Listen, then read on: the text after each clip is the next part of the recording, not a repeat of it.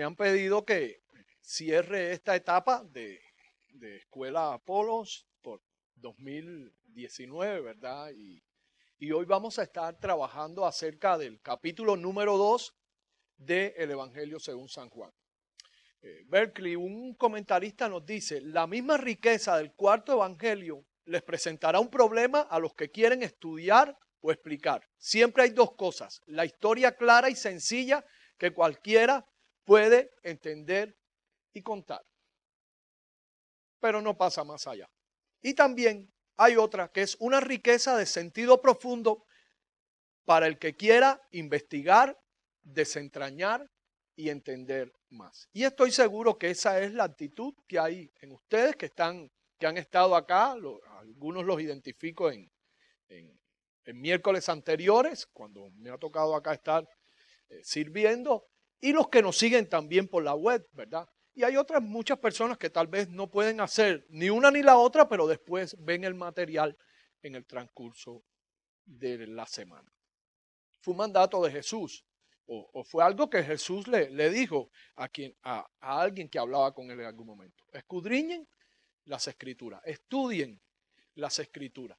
Aquí vemos a Jesús que, habiendo llamado a sus discípulos, ahora está pronto para iniciar su ministerio público. Esta sesión abarca 3 años de eventos que incluyen 7 señales y 7 discursos, llevándolo al cierre de su ministerio público y al comienzo de la semana de la pasión. Van a ser 3 años intensos para Jesús en que se van a desarrollar muchos hechos, muchas cosas memorables hasta nuestro tiempo. De hecho, ahí vemos la importancia de Jesús. Partió la era al medio, eso lo escuchamos en la primera sesión. Hay un antes de Cristo y un después de Cristo. Los materialistas tienen un problema. Me crié en un sistema materialista, entonces para omitir el tema de Cristo decían antes de nuestra era y después de nuestra era. Pero el resto del mundo dice antes de Cristo y después de Cristo. Esa es la influencia de Jesús para todos los tiempos. ¿Me permite orar en esta noche, por favor? Señor, gracias por tu fidelidad, gracias porque podemos acercarnos una vez más al libro y queremos que nos enseñes, queremos indagar, porque hay muchas verdades contenidas en tu palabra que tienen aplicación para nuestras vidas, muchos consejos, muchas cosas que si ponemos en práctica nuestra vida va a cambiar de manera radical.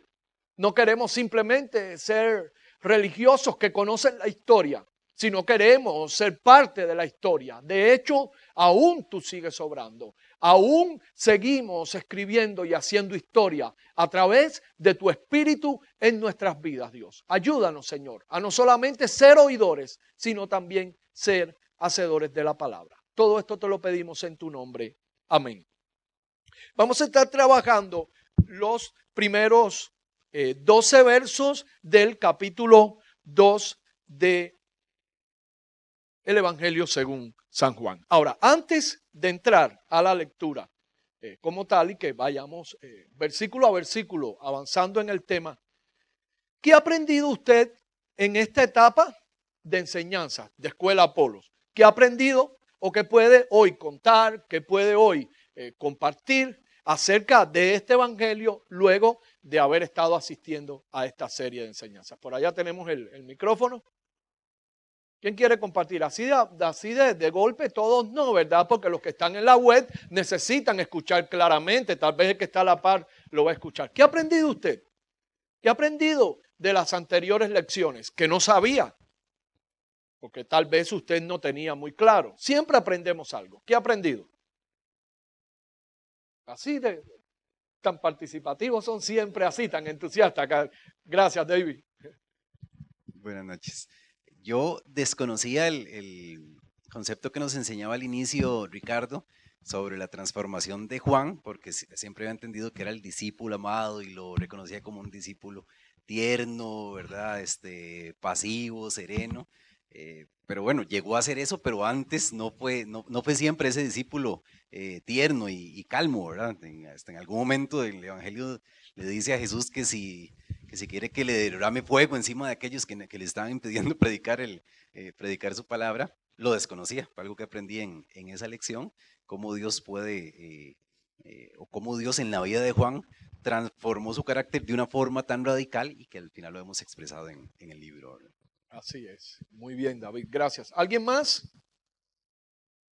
¿O solo David aprendió algo nuevo? O los demás, más bien estamos aquí. Eh, eh, ¿Qué más? ¿Qué más? ¿Qué más? Por ahí tenemos una mano. Y vamos diciendo, y si decimos el nombre, ¿verdad? Porque a veces estamos acá y somos los compas y no sabemos nuestro nombre, sin apellido ni número de cédula, ¿verdad? Pero es como para identificarnos.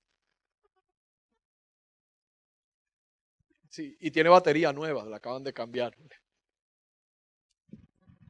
Buenas noches, soy Gabriela. Les puedo dar el número de cuenta, tal vez. Ah, vea, qué interesante, Gabriela. Mira que... Bueno, muy similar al compañero que acaba de decir, yo lo que aprendí fue exactamente del carácter de Juan, ¿verdad? También tenía esa idea errónea que él era pues solo dulzura y amabilidad, pero lo más importante que he aprendido en estos días que he venido aquí o lo he visto por la web ha sido esa esperanza que tenemos todos, ¿verdad?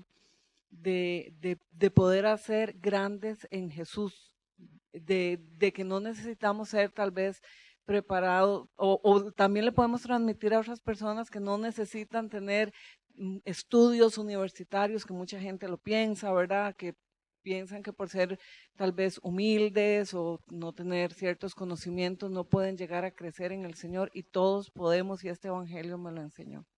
Así es, cuando encontramos los seguidores de Jesús vamos a ver como una representación de casi todos los estratos de la sociedad.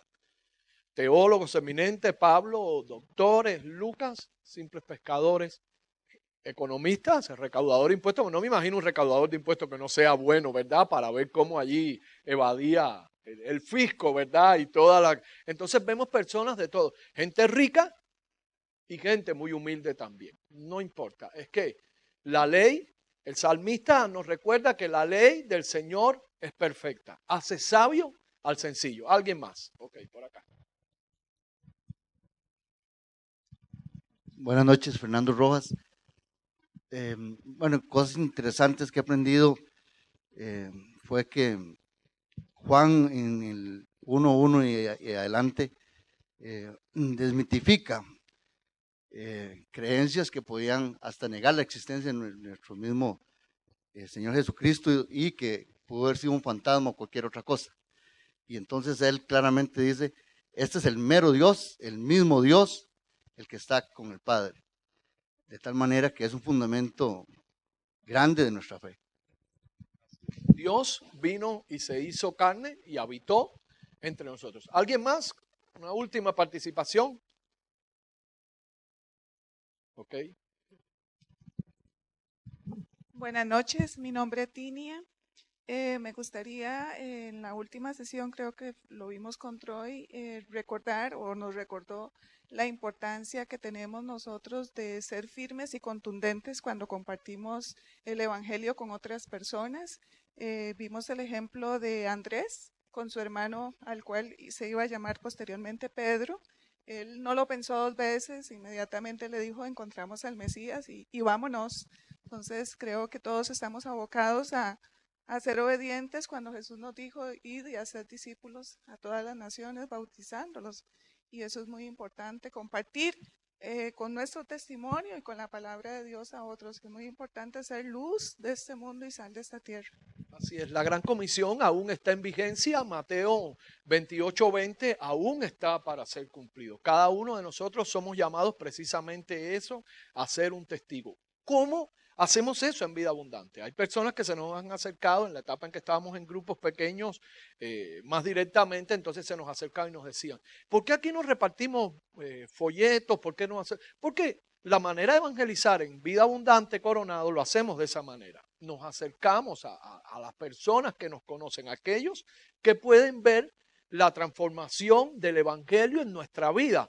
Y entonces nos creen, nos creen. ¿Por qué? Muchas veces, no digo que eso está mal, pero muchas veces usted entra a la avenida, la segunda o la central, donde hay la adoquinada, que le dan a uno un montón de de publicidad. Cuando usted llega allá donde está la morena de bronce, ya usted lleva como 1 kilo de papel en la mano. ¿Y qué hace usted con eso? Ni atención le da, ¿verdad?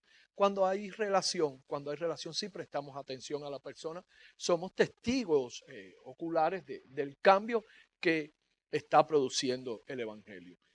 Don Troy se quedó precisamente en el capítulo 1 al final, y aquí comienza Juan a decirnos que había una boda a la cual Jesús había sido invitado. Al tercer día se celebró una boda en Caná de Galilea y la madre de Jesús se encontraba allí. Juan 2:1. ¿Al tercer día de qué?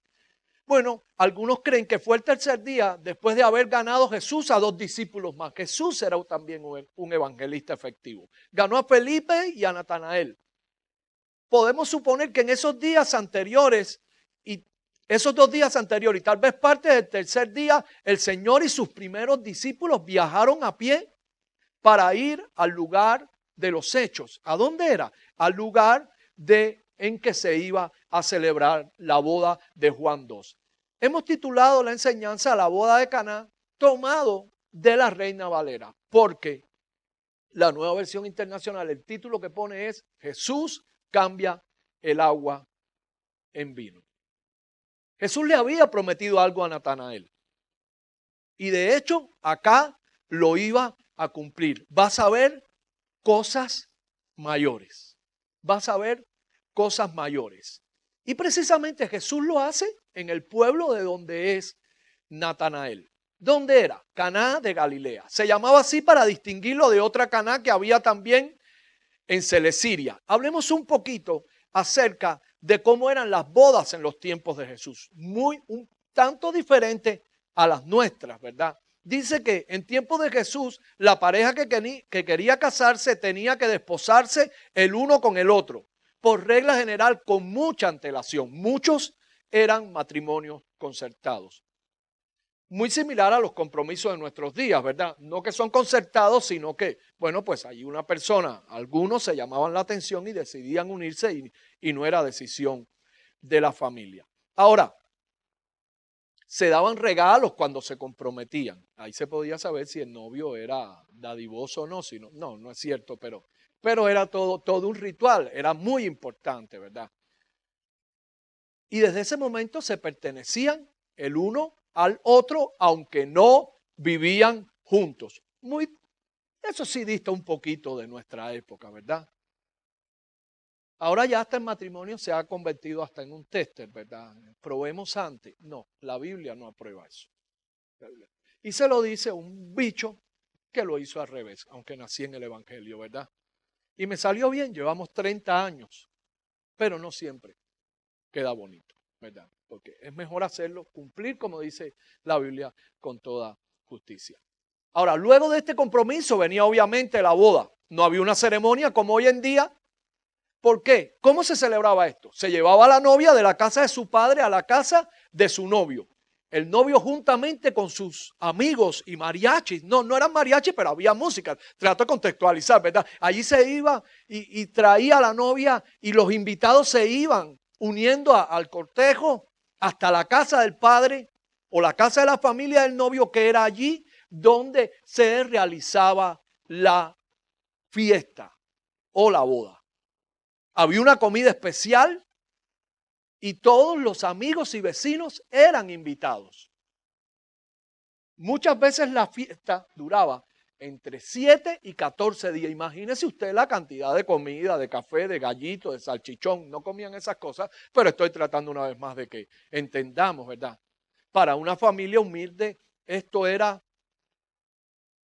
mucho peso. Al finalizar estos 15, esta semana o estos 14 días, entonces los novios se unían y el matrimonio era consumado. ¿Cuán diferente a nuestro tiempo? Otro dato importante era que nos dicen algunos historiadores que si la muchacha era virgen, se casaba un día miércoles. Si era viuda, entonces se casaba el día jueves, nos dice Berkeley.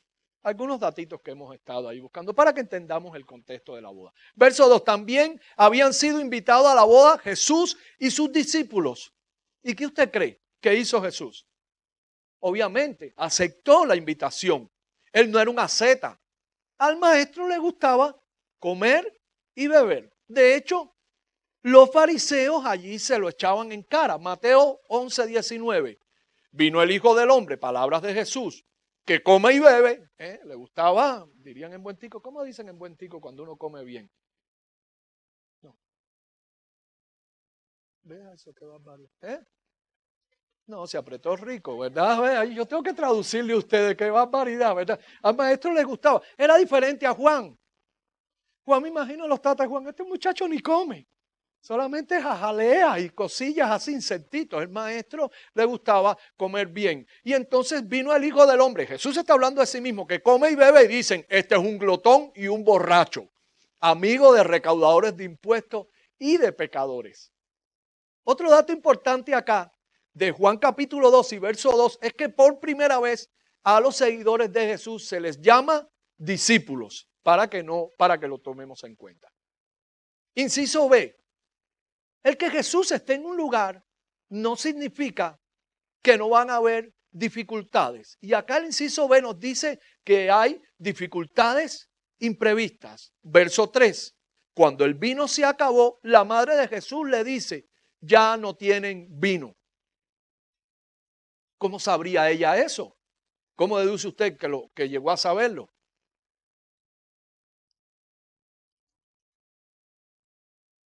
También, pero y uno no se da cuenta de eso porque usted lo que ve nada más que pasan las bandejas. ¿Era? ¿Se estaba casando quién? ¿Era la hermana de Jesús? Podría ser podría ser una opción. ¿Qué más? Interesante. ¿Qué más?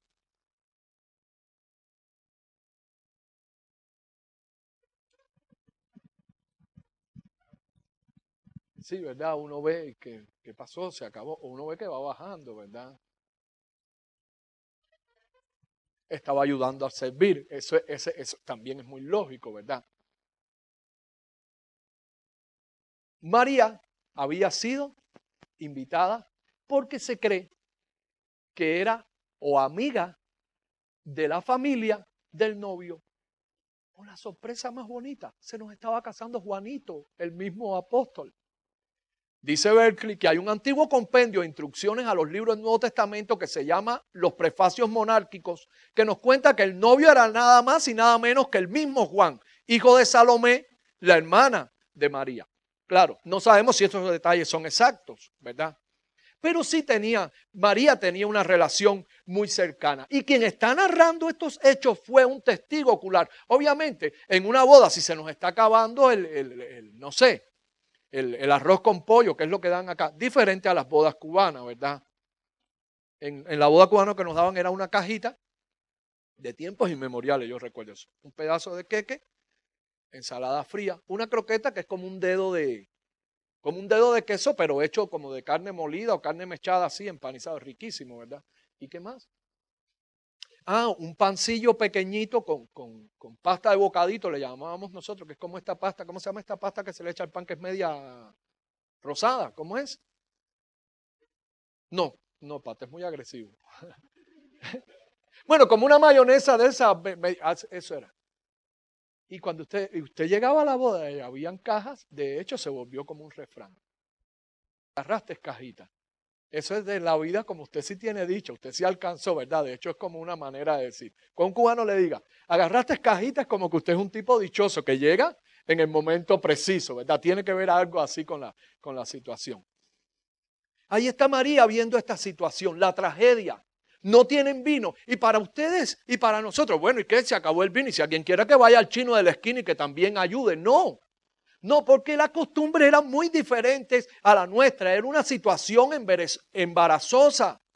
Morris comenta, dígase de paso, un erudito, que tal situación se consideraba como una falta grave y los padres del novio tal vez podrían verse implicados incluso en un proceso legal. ¿Ve hasta qué punto? Porque No es exagerado.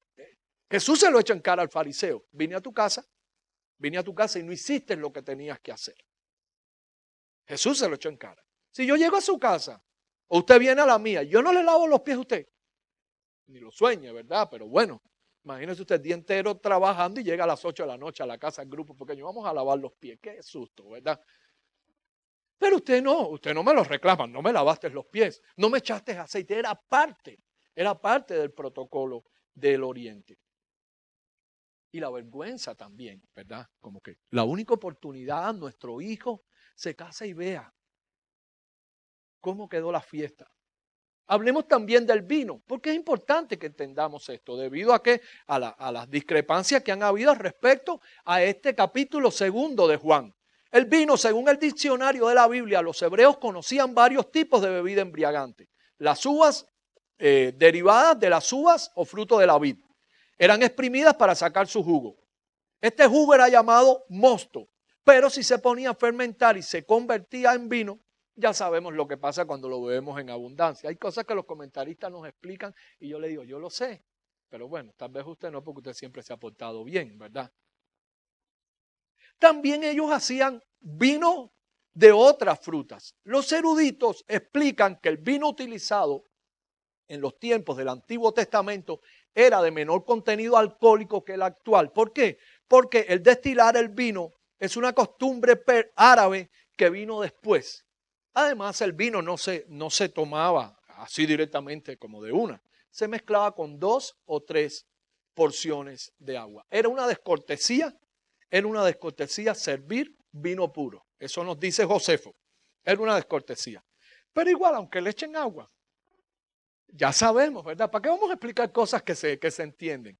Cuando van 3 o 4 porciones de vino, ya sabemos igual, ¿verdad? Lo que sucede. Igualmente, la palabra de Dios en todos los tiempos ha prohibido el exceso del consumo de vino, ¿verdad? No es que tampoco, no. Vemos los resultados. Un hombre íntegro y justo, 120 años más los días del diluvio, se mantiene íntegro. Termina su tarea y ¿qué hace? Planta una viña. Bueno, también tuvo que crecer la viña. Vamos a sumarle tiempo también, porque tampoco se da así como el vino, como milagrosamente.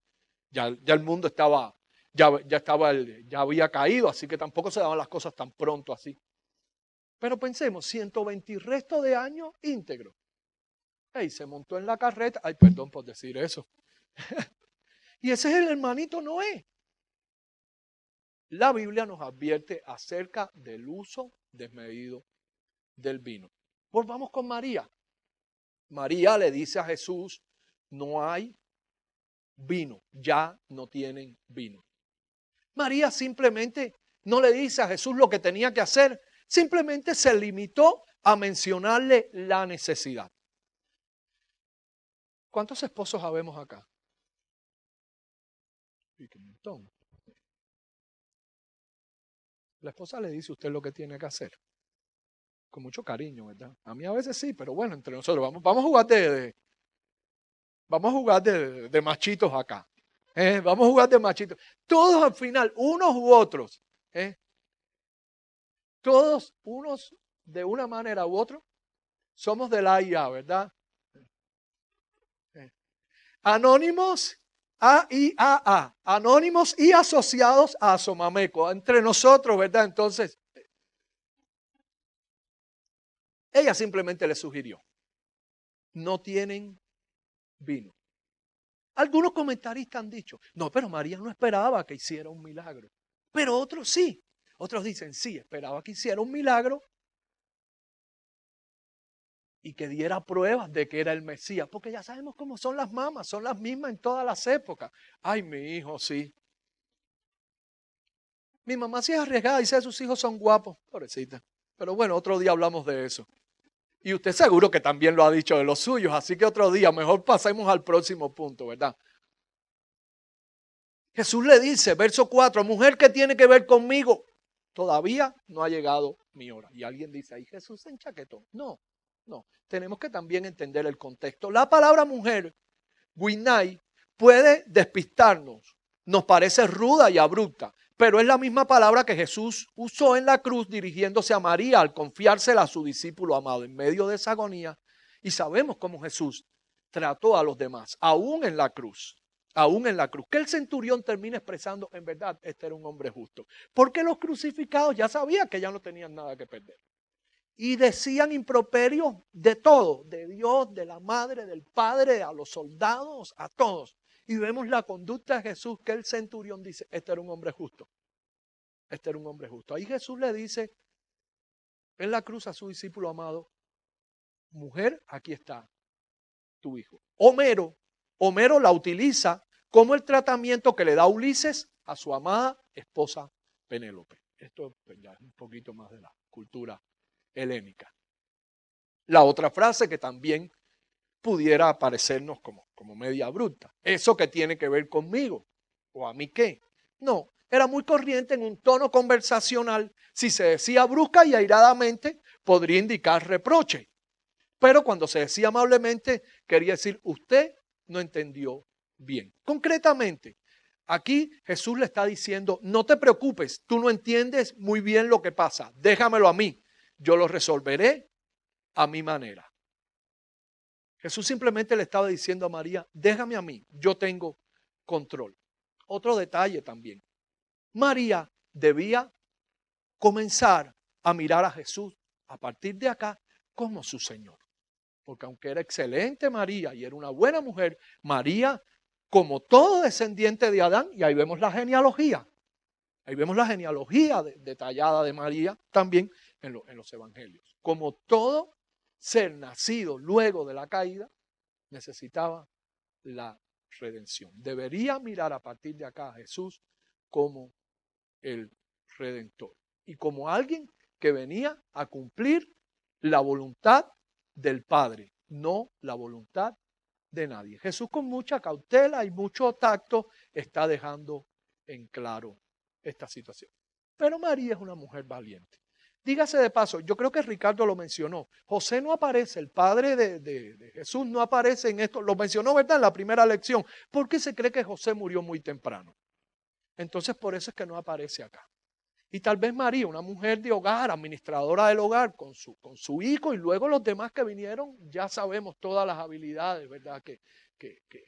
Que salen debido a cuando alguien se expone directamente a muchas responsabilidades de esta manera. Otros también tienen estas habilidades, porque el José de la casa está, pero no está, ¿verdad? Pero bueno, otro día hablamos de esto no es la reunión de matrimonio, ¿verdad? Su madre le dice a los sirvientes, esta es María, una mujer de armas tomar, hagan lo que él les ordene. Hagan lo que él les ordene.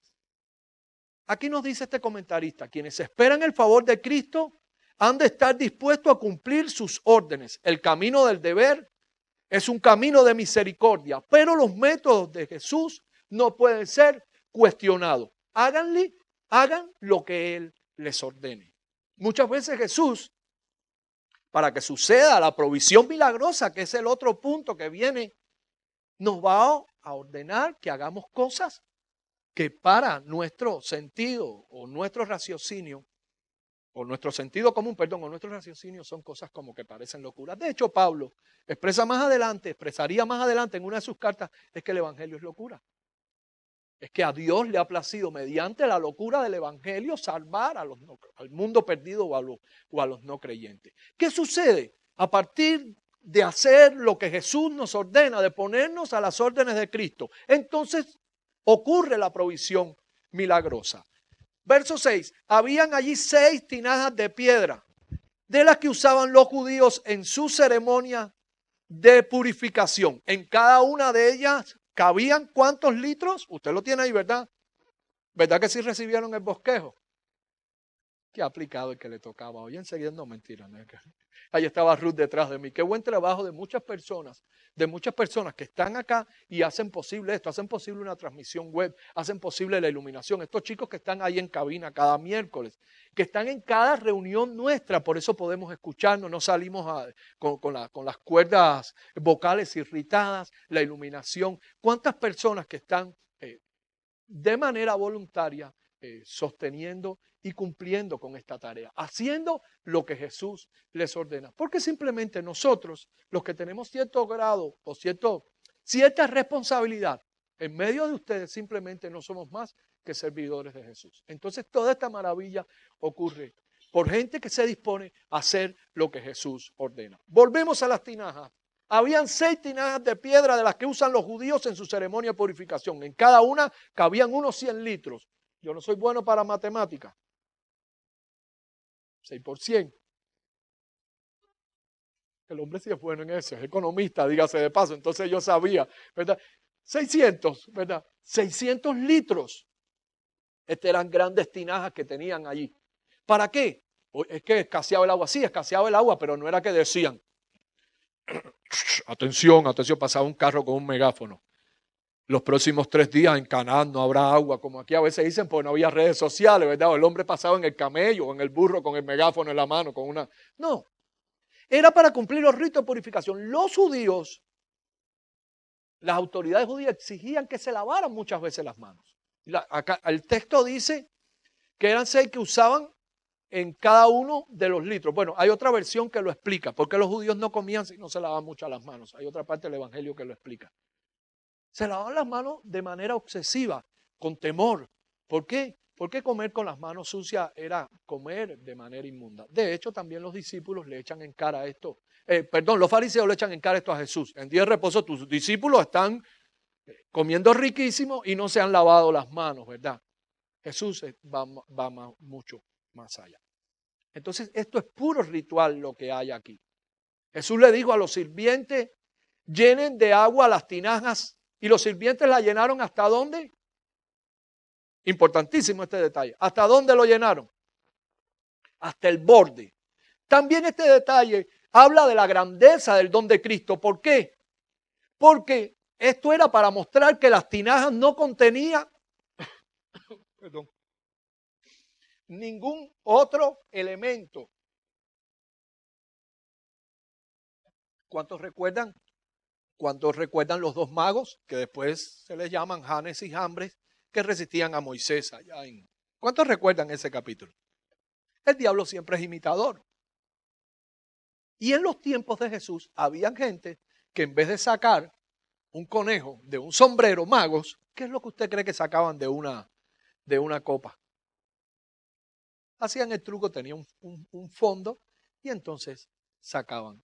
Decían como que ellos transformaban el agua en vino. Dígase de paso que el evangelio, Ricardo también nos explicó que el evangelio de Juan, ¿para quién se escribió? A los pecadores, pero también a los de habla griega, ¿verdad? Así como Mateo le escribió a los judíos, ¿verdad? Para decir, este es el rey, Juan le está escribiendo a la gente de cultura helénica o griega, ¿verdad? Entonces, dígase de paso que esto también es historia. Los romanos dominaron el mundo con la fuerza, pero los griegos aún en medio del dominio romano seguían imperando su cultura helénica. Hasta nuestros días. Muchas de las cosas que tenemos hoy en día nosotros tienen procedencia griega. Ahora llegamos a la casa a revisar las cosas que dicen Madrid en Grecia. No, nada que ver, ¿verdad? Y se le atribuyen a deidades griegas que tenían el poder también de transformar el agua en vino. Otro detalle importante de este relato. ¿Qué le dijo Jesús? ¿Qué dijo Jesús a los sirvientes? Llenen de agua las tinajas. Aquí entre nosotros, Jesús no tendría el poder también para llenar de agua las tinajas. Lo curioso es que Jesús nos llama una vez más, perdón, no me dio engripado, como colaboradores. Un ejemplo de esto lo vemos en la multiplicación de 2 pececillos y 5 panes. Jesús podría haber creado ahí, que se haga. ¿Cómo se hizo la luz? Seguro que estaba ya la Philips allí presente con su bombillito. No, y sea la luz, y fue la luz. Jesús nos llama a nosotros como colaboradores muchas veces de sus milagros. El texto no aclara el momento preciso en que el milagro ocurrió, pero sí implica que fue un acto instantáneo. Algunos comentaristas opinan que el milagro sucedió en los utensilios mientras llevaban el vino a la sala y no en las tinajas. Algunos creen que el agua que se transformó mientras la llevaban allá al encargado de la fiesta, ¿verdad? Que lo vamos a ver después. Si fue a la inversa, que los 600 litros de agua se los convirtió en vino, vea, aquella familia quedó, además de la boda, la celebraron con creces y con marchamo incluido, para los que están asustados ahora. Porque imagínense la cantidad de vino, la cantidad de personas que había ahí, no se iban a beber jamás 600 litros. La orden de Jesús, María le dijo, hagan todos. Verso 8, ahora saquen un poco y llévenlo al encargado del banquete. Y así lo hicieron. El encargado del banquete probó el agua convertida en vino sin saber de dónde había salido. Él estaba en otro lugar, ¿verdad? Tal vez viendo que la cimarrona no había llegado o que los mariachis estaban desafinando. Él no sabe de dónde salió el agua. Solamente lo sabían los sirvientes. Y cuando prueba esto, llama al novio y le dice, todos sirven primero el mejor vino y luego cuando los invitados ya han bebido bastante o mucho, sirven el más barato, pero tú has reservado el mejor vino hasta ahora.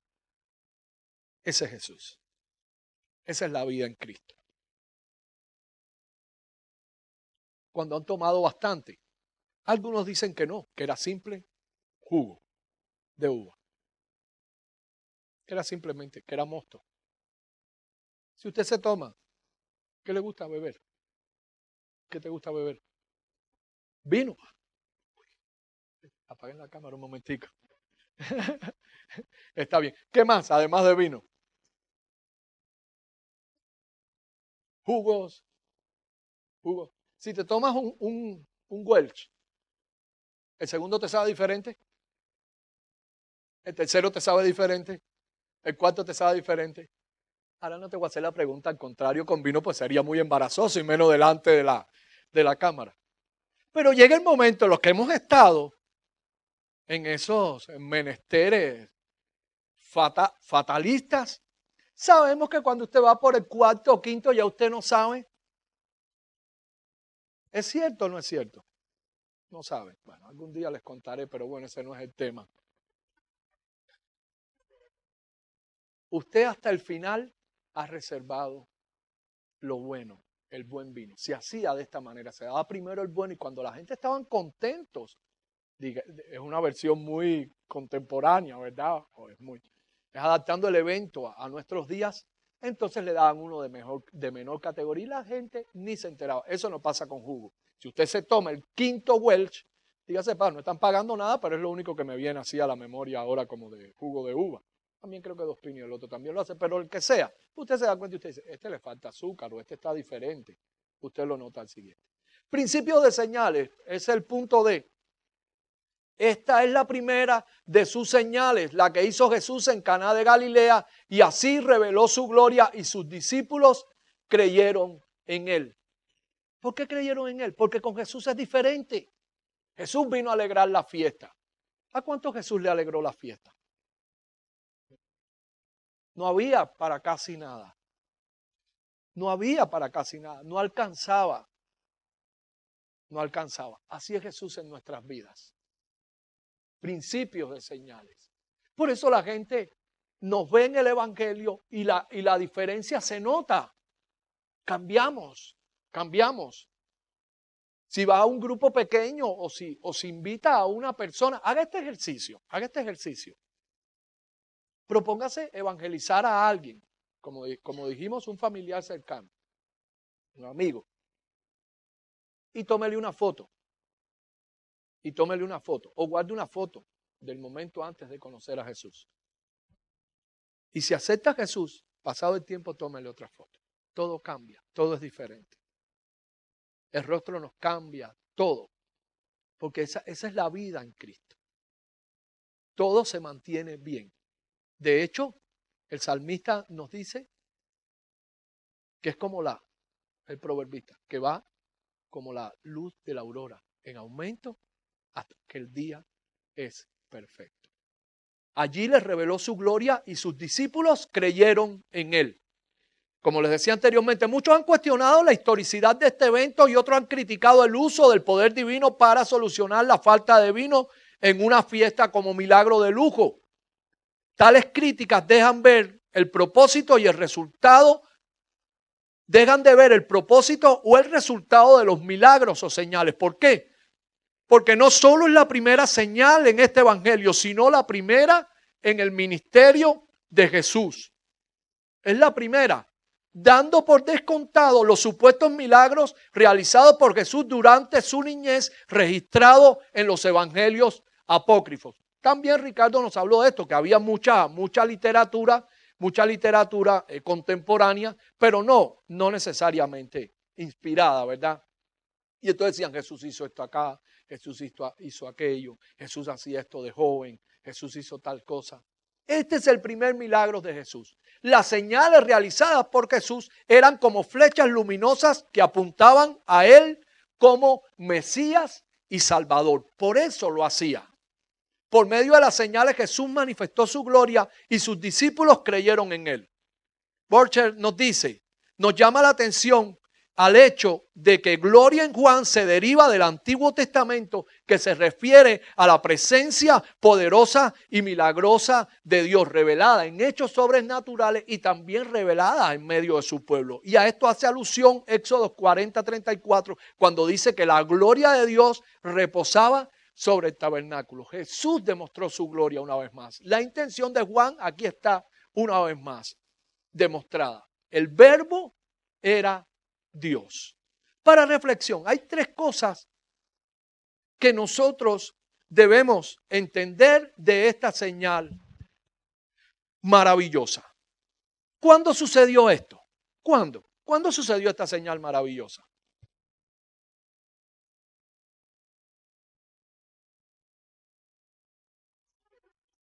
Al inicio de la vida pública, muy bien. ¿Y dónde? En una boda, ¿verdad? Jesús no era ningún aguafiestas. Todo lo contrario. Le encantaba participar del regocijo de la boda y ayudar en los problemas que se presentaran. Jesús nunca consideraría un crimen ser feliz. ¿Y por qué los seguidores de él? A veces sí.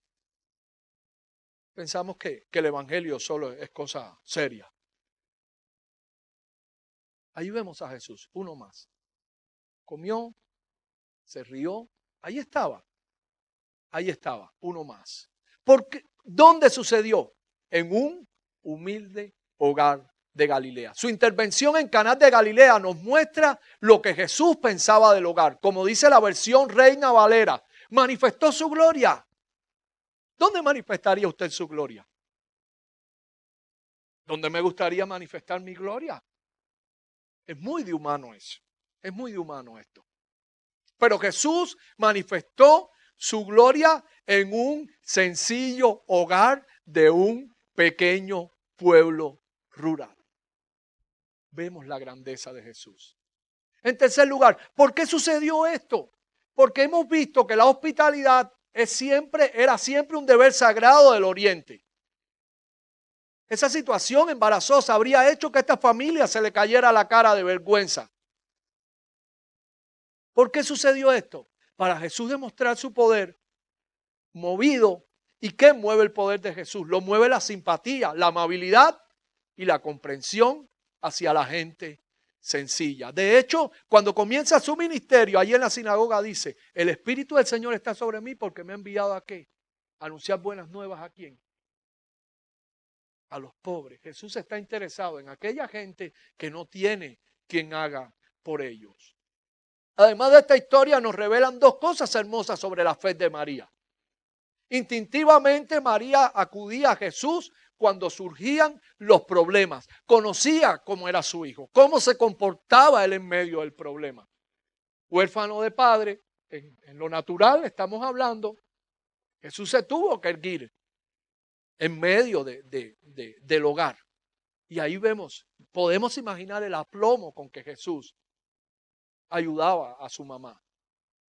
Él estuvo en el hogar por 30 años. María lo conocía perfectamente. Para usted y para mí, los que conocen íntimamente a Jesús, acuden a Él cuando se encuentran en apuro. ¿Y qué sucede?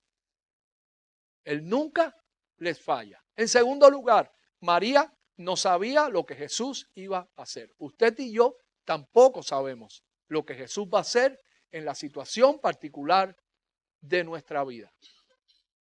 Pero aunque María no sabía lo que Jesús iba a hacer, ella estaba seguro de que Jesús haría lo mejor. ¿Está usted segura de esto? ¿Está usted seguro de esto? ¿Alguien quiere compartir algún momento en que no entendió cómo Dios estaba obrando en su vida? Y sin embargo, después Dios condujo toda esta paradoja, todo este misterio, toda esta cosa incomprensible y la encaminó a algo bueno. ¿Alguien quiere compartir? ¿Alguien tiene algo semejante? De momento en que no he entendido a Dios, o siempre hemos entendido a Dios clarito. Un despido, una enfermedad, algo similar. Sigo dando ideas.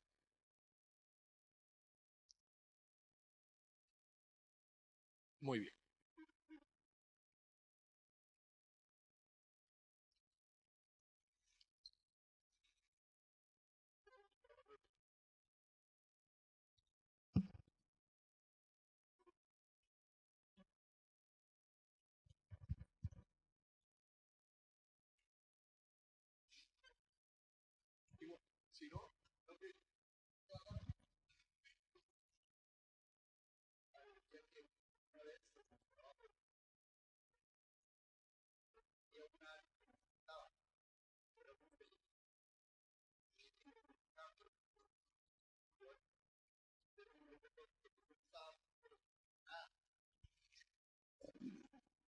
Y tiempo después hubo problemas enormes y las cosas que yo tenía que aprobar, como ese tocado, si hubiera mantenido el mismo puesto, se habían convertido hasta en un delito. Y entonces hubo hasta cárcel. Y entonces yo entendí que Dios me había librado de esa cosa terrible que me pudo haber pasado y yo no estaba contento con el cambio. Nunca lo entendí hasta que pasó.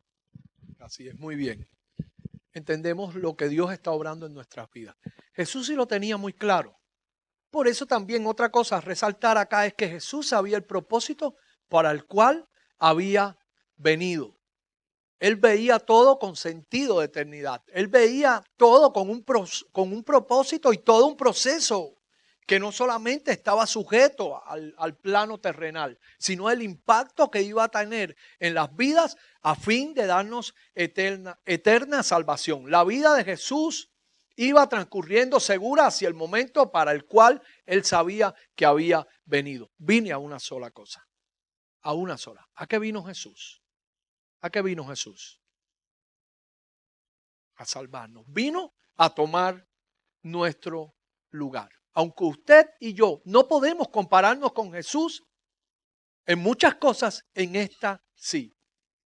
Él vino al mundo para cumplir el propósito del Padre. Como decía Unamuno, todos somos un sueño y una idea de Dios.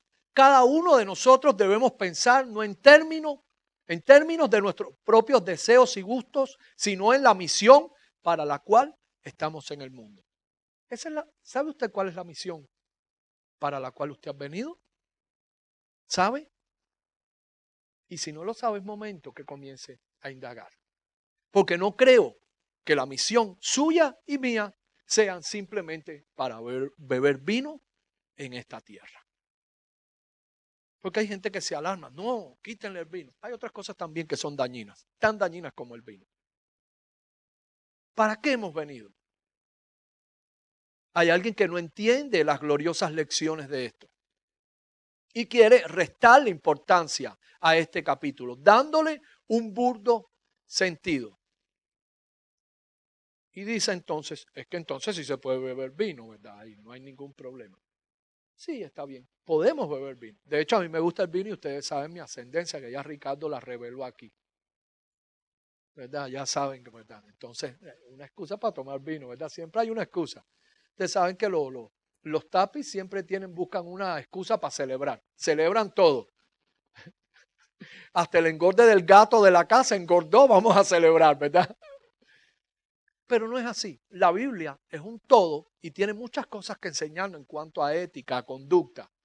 Y si tomamos algunos textos de la Biblia, nos va a recordar que la situación no es así como pudiéramos pensar. Sino, por ejemplo, 1 Corintios 8:9. Tengan cuidado de que su libertad no se convierta en motivo de tropiezo para los débiles. Tengan cuidado que mi libertad. Hay personas que me han invitado a beber vino y le digo que no. Y no soy hipócrita. Pero puede ser que mi libertad le haga tropezar a él. Hay gente que no pueden beber ni un sorbo. Listo. De ahí los perdimos. ¿Verdad? Hay personas que tenemos un potencial adictivo que tenemos que estar controlados. Bueno, ni me acuerdo. Al principio de llegar a Costa Rica hace 12 años, así que quítele como 10 años y que, bueno, como 2009.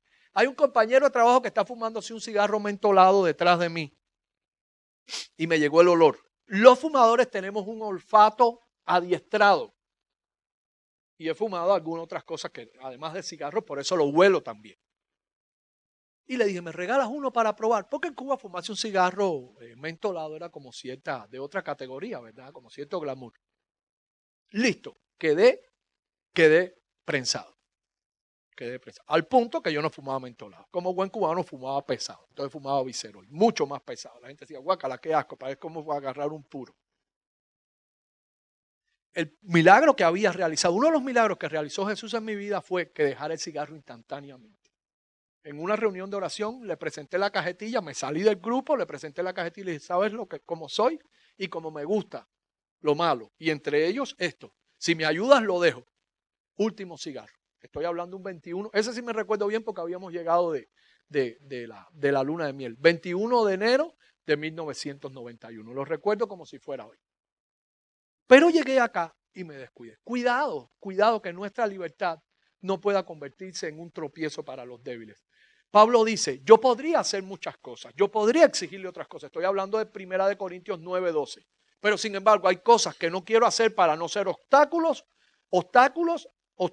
al evangelio de Cristo. 1 Corintios 10:23. Todo me está permitido. Lo leemos, vamos a tenerlo ahí juntos. 1, 2, 3. Todo está permitido, pero no todo es provechoso. Todo está permitido, pero no todo es constructivo. 1 Corintios 10:33. Hagan como yo, que procuro agradar a todos en todo. No busco mis propios intereses, sino los de los demás, para que sean salvos. Hay quien comer carne, eso lo explica Pablo en Romanos 14, hay quien a comer carne les tropiezo.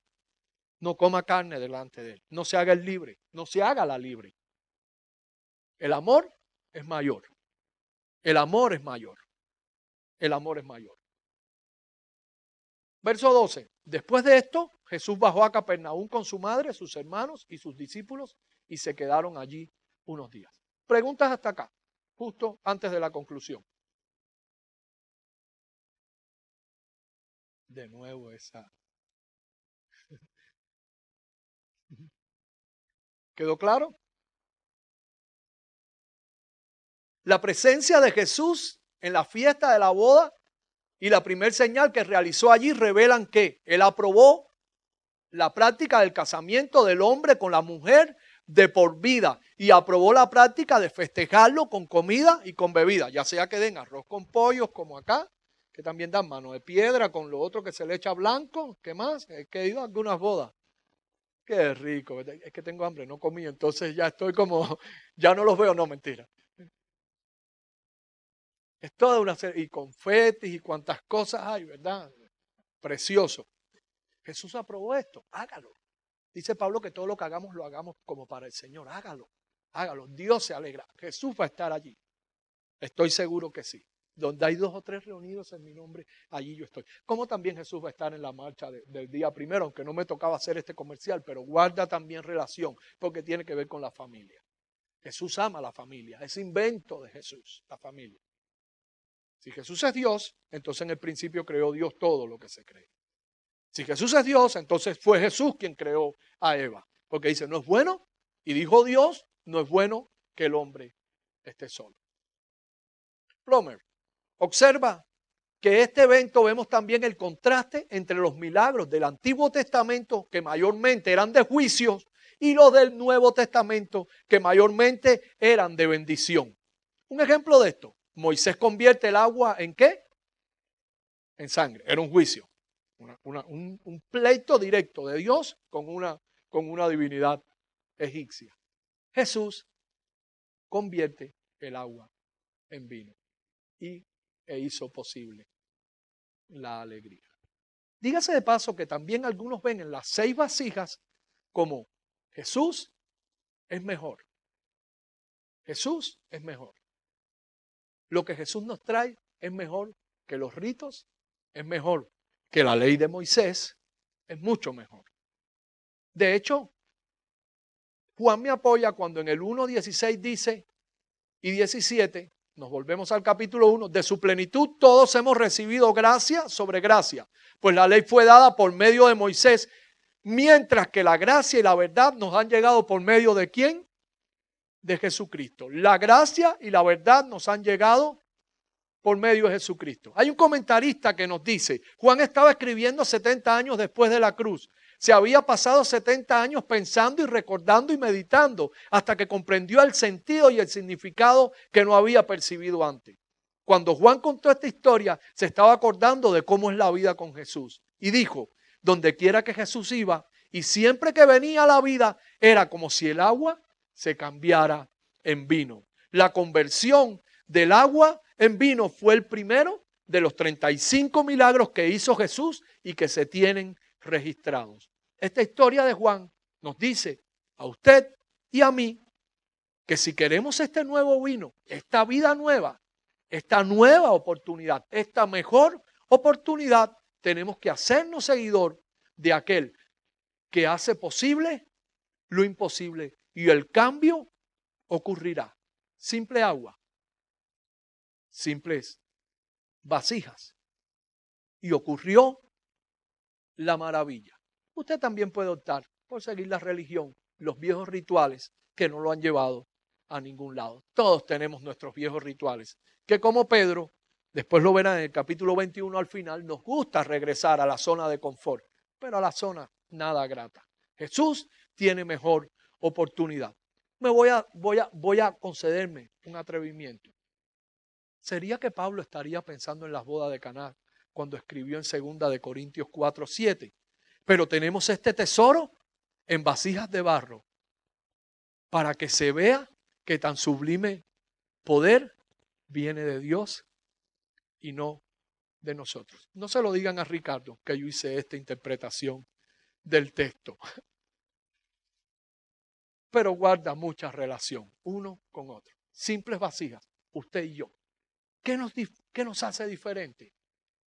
La vida renovada, la vida nueva que Jesús nos ha dado por medio de su Santo Espíritu. Le pido estar en pie, por favor.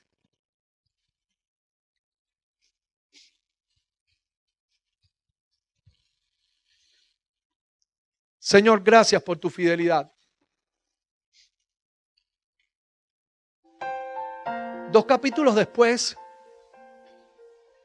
Juan nos dirá, y a Jesús le era necesario pasar por Samaria. Y yo que soy medio atrevido, me gustaría decirte que también te era necesario pasar por Caná de Galilea, llegar a esa familia en dificultad.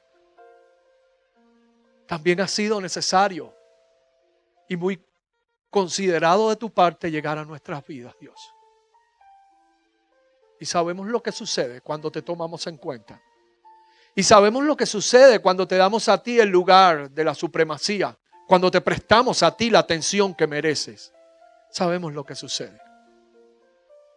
Los rituales, los temores, los miedos, los mitos quedan devaluados por la vida y vida en abundancia que tú nos ofreces. Gracias, Jesús, porque llegaste un día a nuestra vida, a nuestra boda, a nuestro lugar de trabajo. Llegaste para quedarte. Llegaste para que la maravilla sin fin continuase ocurriendo. Así eres tú. Así eres tú de sorprendente.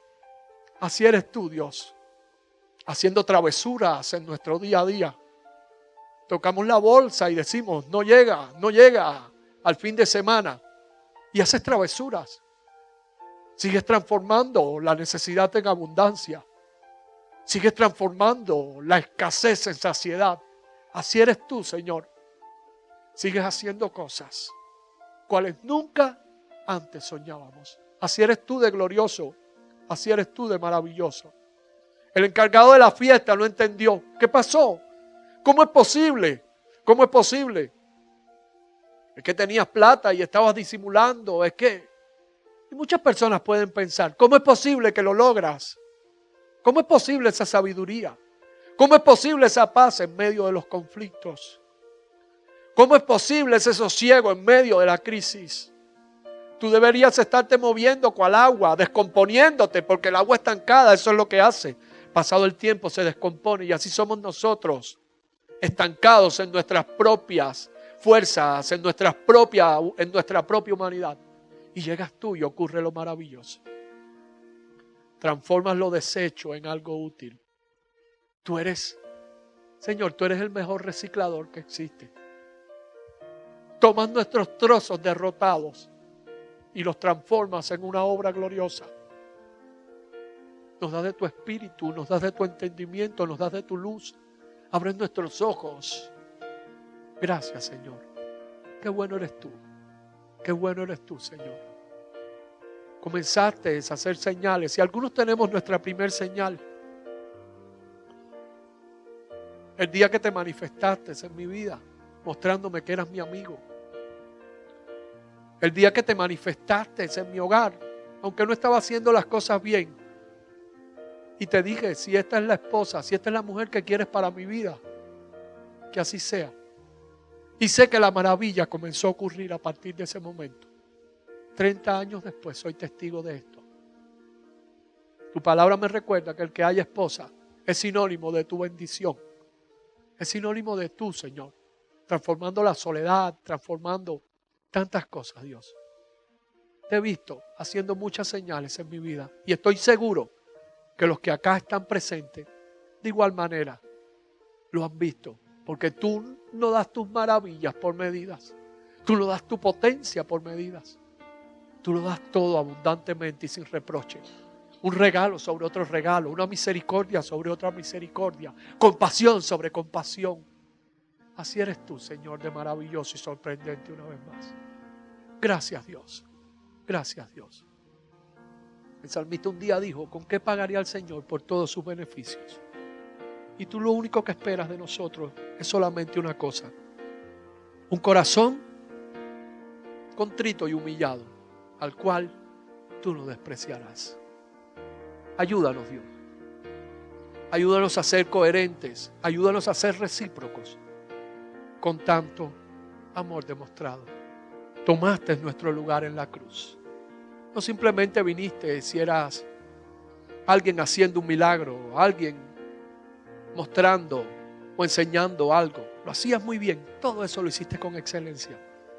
Pero el acto más maravilloso de todos fue cuando cumpliste la palabra. Lo que habías dicho desde antemano. Tomaste nuestro lugar. Y el castigo de nuestra paz fue sobre ti. Para transformar lo tenebroso en resplandeciente. Allanaste lo áspero y enderezaste lo torcido. Maravilloso Jesús, no tenemos con qué pagarte. Simplemente te decimos en esta noche, aquí está nuestra vida delante de ti. Aquí está nuestra vida, Señor. Toma lo que necesites. Haz lo que tengas que hacer. Aquí estamos, Señor. Te vamos a obedecer porque hemos entendido que cuando tú estás, si hay fiesta. Cuando tú estás, si hay alegría. Como dijo Cantar de los Cantares, y se escribió acerca de ti y de tu iglesia, muy bien escrito está. Tú siempre nos vas a llevar a la sala del banquete y tu bandera sobre nuestras vidas va a ser amor. Recibe gloria, recibe honra, recibe honor y alabanza. Solo tú eres digno, solo tú la mereces. En ti, Señor. Amén. Muy buenas noches, que Dios le bendiga.